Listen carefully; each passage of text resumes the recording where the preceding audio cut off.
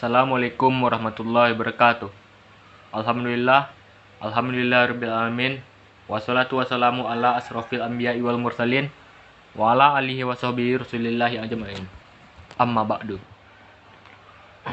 Baiklah, pertama-tama kita panjatkan puji syukur kita terhadap Allah Subhanahu wa taala yang telah melimpahkan rahmat dan karunia-Nya kepada kita sehingga kita dapat membuat tugas perkuliahan kita hari ini. Dan selanjutnya, langsung saja saya akan menyampaikan perkenalan singkat dan penyampaian materi. Baiklah, saya Hafiz Muhammad Akbar dari NIM 22002-103 ingin menyampaikan materi tentang komunikasi internal dalam organisasi dan komunikasi vertikal, komunikasi horizontal, dan komunikasi diagonal. Apa itu komunikasi internal dalam organisasi? Komunikasi internal merupakan suatu proses komunikasi yang terjadi dalam suatu organisasi atau perusahaan. Komunikasi internal dalam suatu organisasi sedikit berbeda dengan aktivitas komunikasi dalam keseharian. Sebab dalam komunikasi organisasi, aspek komunikasi formal dan tertulis lebih dominan diterapkan. Fungsi pesan dalam organisasi, para ahli telah mengidentifikasikan persepsi mereka mengenai fungsi utama dari pesan dalam organisasi menurut Goldhaber pada tahun 1986. Selanjutnya, menurut Hand dan Katz, ada 4 fungsi utama dari pesan dari organisasi, yaitu yang berkenaan dengan produksi, pemeliharaan, penerimaan dan pengelolaan organisasi. Reading mengumumkan bahwa ada 3 alasan pengiriman pesan, yaitu untuk pelaksanaan tugas-tugas dalam organisasi, untuk pemeliharaan, dan untuk kemanusiaan. Di sini akan kita bahas 4 fungsi pesan tersebut, yaitu fungsi yang berhubungan dengan tugas-tugas dalam organisasi, pemeliharaan organisasi, kemanusiaan, dan pembaruan dalam organisasi. Yang pertama, pesan tugas. Pesan tugas ini maksudnya adalah pesan-pesan yang berkenaan dengan pelaksanaan tugas-tugas organisasi oleh anggota organisasi. Pesan ini mencakup pemberian informasi kepada karyawan untuk melakukan tugas mereka secara efisien, seperti aktivitas pemberian latihan kepada karyawan, memberikan orientasi bagi karyawan baru, penentuan tujuan dan aktivitas lainnya yang berkenaan dengan produksi, pelayanan pemasaran, dan sebagainya. Yang kedua, pesan pemeliharaan. Pesan pemeliharaan adalah pesan yang berkenaan dengan kebijaksanaan dan pengaturan organisasi. Pesan tugas berhubungan dengan isi dari output siaran, output sistem, sedangkan pesan pemeliharaan berhubungan dengan pencapaian dari output. Yang ketiga, pesan kemanusiaan.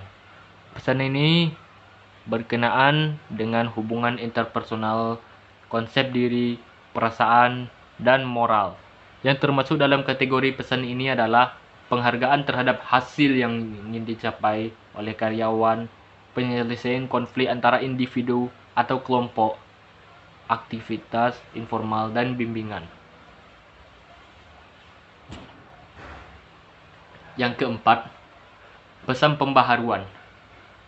Pesan pembaharuan menjadikan organisasinya dapat menyesuaikan diri dengan pembaharuan yang terjadi dalam lingkungannya.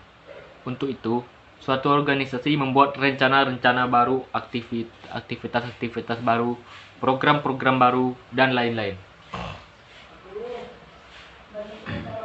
Dan selanjutnya, saya akan menyampaikan materi tentang ketiga komunikasi itu. Yang pertama, komunikasi vertikal. Komunikasi vertikal yaitu komunikasi yang terjadi dua arah antara pimpinan dan bawahan. Secara timbal balik, suatu organisasi dapat menggunakan lambang-lambang yang bermakna dalam rangka mencapai suatu tujuan di dalam organisasi. Komunikasi vertikal merupakan proses penyampaian informasi dari atasan kepada bawahan atau dari bawahan kepada atasan secara timbal balik. Fungsi komunikasi ke bawah digunakan pimpinan untuk melaksanakan kebijaksanaan, prosedur kerja, peraturan, instruksi mengenai pelaksanaan kerja bawahan, menyampaikan pengarahan, doktrinasi, evaluasi, dan teguran. Kelebihan komunikasi secara formal yaitu memberikan pengertian mengenai laporan prestasi kerja, saran, usulan, opini, permohonan, bantuan, dan keluhan. Memperoleh informasi dari bawahan mengenai kegiatan dan pelaksanaan pekerjaan bawahan dari tingkat yang lebih rendah. Yang ketiga, bawahan tentulah berharap agar ide, saran, pendapat, tanggapan, maupun kritikannya dapat diterima dengan lapang dada dan hati terbuka oleh pimpinan. Contoh komunikasi verbal yaitu yang pertama yaitu komunikasi antara karyawan dengan supervisor. Selanjutnya yaitu pimpinan memberikan instruksi, petunjuk, informasi, penjelasan, dan perintah. Yang kedua, komunikasi horizontal adalah komunikasi yang terjadi di antara orang-orang yang memiliki fungsi, jabatan, atau kedudukan yang sama dalam suatu organisasi. Komunikasi horizontal merupakan arah komunikasi dalam bentuk mendatar, di mana komunikasi dilakukan oleh dua orang atau lebih yang memiliki level yang sama, jabatan yang sama, kedudukan atau posisi yang sama. Komunikasi ini dapat berlangsung dengan cara tatap muka, melalui media elektronik seperti telepon, atau melalui pesan tertulis. Kelebihan dari komunikasi ini adalah akan terbentuknya suatu komunikasi yang lebih santai dan tidak akan terbentuknya suatu komunikasi dan tidak terlalu formal, sehingga apa yang disampaikan dengan baik tanpa harus tertekan oleh jabatan, atasan, dan bawahan.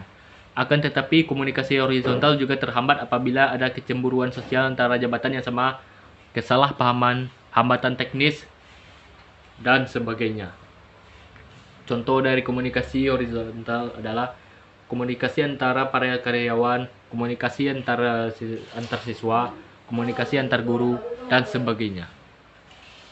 Dan yang terakhir yaitu komunikasi diagonal. Komunikasi diagonal merupakan dalam organisasi antara seseorang dengan lainnya yang satu sama lain berbeda dalam kedudukan unitnya.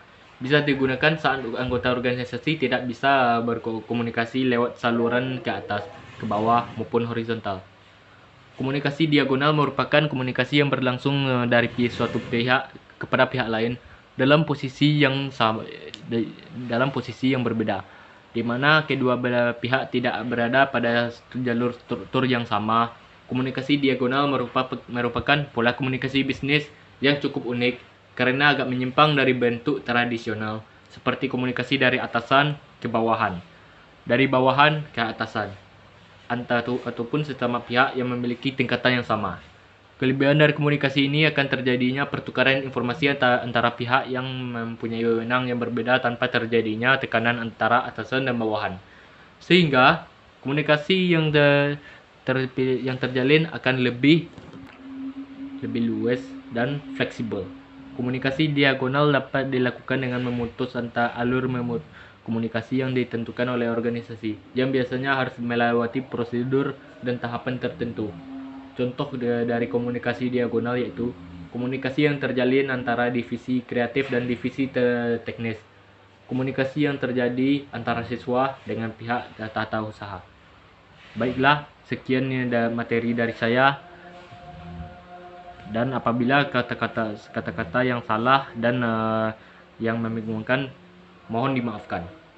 Wabillahi taufiq wal hidayah. Assalamualaikum warahmatullahi wabarakatuh.